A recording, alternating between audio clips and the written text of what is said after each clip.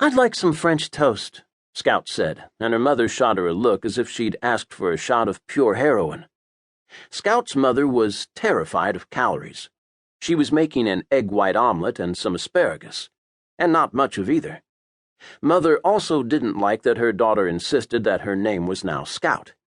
This change had occurred the previous summer, when all sorts of strange things had happened in the gated community in North Carolina they'd lived in while Scout's dad worked in the Research Triangle. Gas explosions, mysterious fires, strange people out and about. It had all been quite unnerving for Mother, and she'd been happy to see North Carolina in the rearview mirror. Unfortunately, Tennessee in the windshield didn't seem much different, with just the Smoky Mountains in front or behind. At first she'd ignored Scout's name request, an irresistible force against an immovable object. The object won, because Scout simply refused to acknowledge her given name, Greer. It only took her 26 days and forcing her mother to watch To Kill a Mockingbird and then leaving it on, playing off the DVR on a constant loop. Every time her mother turned it off, Scout turned it back on.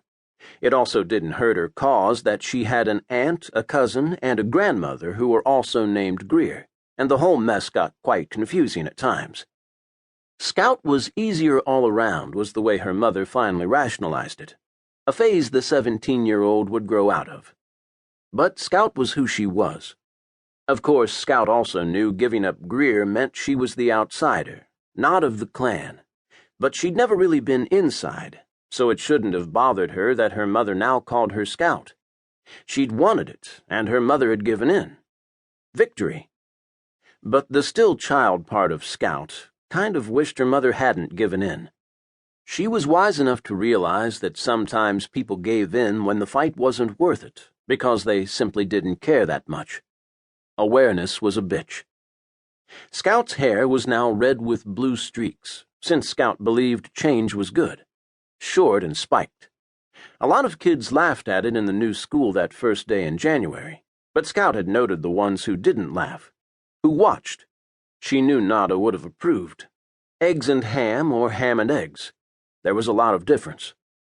She missed Nada. She missed the team. She didn't even resent that they'd knocked her out to go do whatever they'd gone to go do, although the online newspaper had reported a lab explosion on campus at UNC. Yeah, right, Scout had thought upon reading that.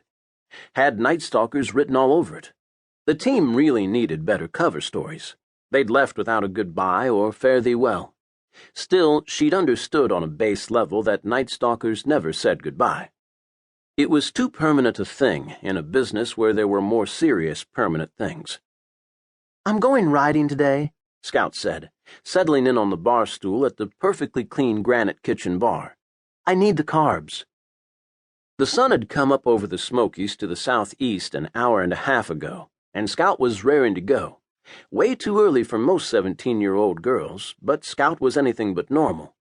The house was new, but unlike cars, it didn't have a new house smell. Actually, it smelled pretty much of nothing. No character, no essence. It sat alone at the end of a cul-de-sac in a new, isolated subdivision outside of Knoxville, Tennessee, on the wrong side of the river but the right side of the railroad tracks. Scout often said the latter to irritate her parents, who'd sacrifice distance from Dad's work for price per square footage. She had no idea which side of the railroad tracks they were on, although she could hear the train coming through, hooting and tooting every so often.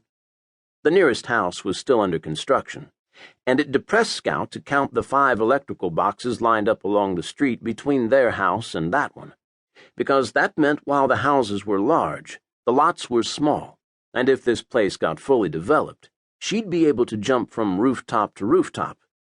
Big houses, tiny lots. And the closest tree was a quarter-mile away, as the developer had bought out a dairy farmer's field and was trying to squeeze the most possible nickels out of the real estate. Beyond that tree, huge power lines crossed the river, metal towers on each shoreline holding them up. This was TVA country, Tennessee Valley Authority, and the whole place thrived on power.